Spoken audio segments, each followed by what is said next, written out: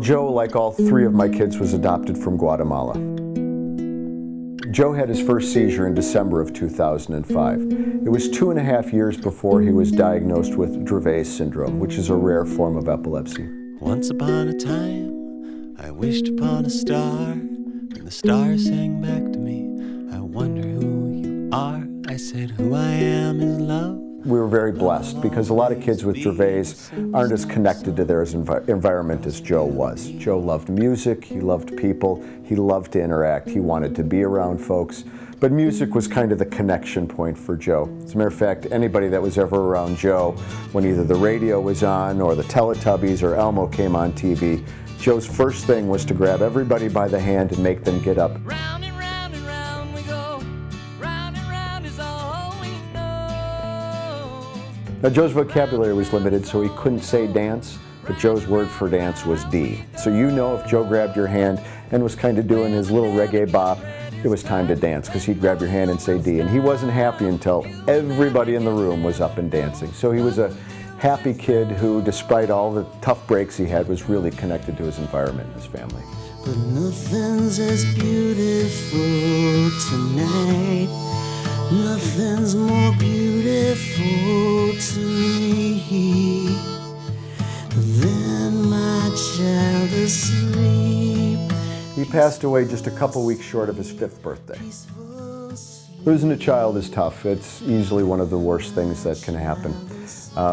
Because it's not just losing someone with a child, it's losing the potential, it's losing your future with a child, so it is really tough.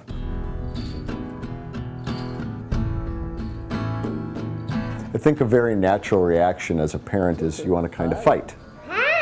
When you have a seizure disorder that isn't controlled by medicine or there's not a surgery option, you kind of feel helpless.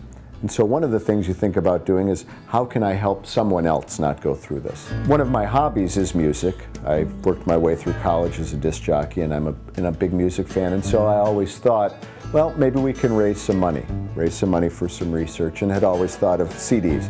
There's lots of ways that you can raise money. You could do a golf tournament, you could do a banquet, you could do a bake sale, there's lots of things you could do. But music's my passion, and music was the sole passion that my son had. And to be able to take those two passions in his memory and in his name to raise money, you can't ask for better than that. Just how you're trying to kill the 7-year age. See what else your old heart can take.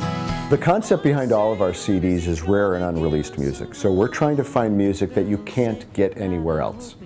And so in order for that to be extra interesting, you have to have extra interesting artists as well. On Volume 2, we're ecstatic. We have our first #1 song. Rosanne Cash donated an acoustic version of 7-Year Ache, which was her #1 hit. So you're pretty lucky to be able to have a #1 song right out of the door. Floating over the ocean. We also have Gary Louris and Mark Olson from the Jayhawks, who each contributed a song. No water in no wood. As well as the Baseball Project, which features Peter Buck and Scott McCoy from REM. When you're a small charity in Wisconsin and thinking about what possible artists you can have, if somebody tells you you can have a Billboard #1 song, a seminal alt country band like the Jayhawks, and members of REM, at least in my opinion, one of the greatest bands of ever, and their music is something you can't get anywhere else, that's like the perfect storm for a music fan. Close your eyes. The first charity that we're giving our money to is Geo's Garden, and Geo's Garden provides respite care facilities for special needs kids and their families. The next is CURE, which stands for Citizens United in Research in Epilepsy, and the reason that CURE appealed to us is they give all of their money towards research and clinical studies, which really hit us as a good place for us to put our money. In this world of competition and one-upmanship and getting for the dollars, it's just very refreshing to have an organization like Joey's Song that is so willing to open its heart to other organizations. That's phenomenal, especially because they want to give their money to us. That it's so instrumental because they see the importance of what we're doing.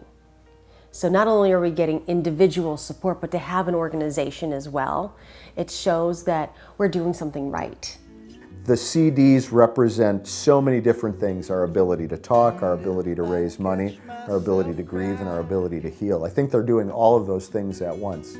It's really easy to ask somebody to say, hey, give me $10, I want to help some kids. It's even easier if you say, give me $10 and I'll give you this really great CD. Through Joey's song, every day I get to talk to somebody new about my son. I wouldn't have known that that's what I was getting into, but it's a wonderful perk or side benefit that comes with it, and it's great. I get to tell everybody about what a great kid he was. Under the waves, I know who I am. I don't need to spin the story.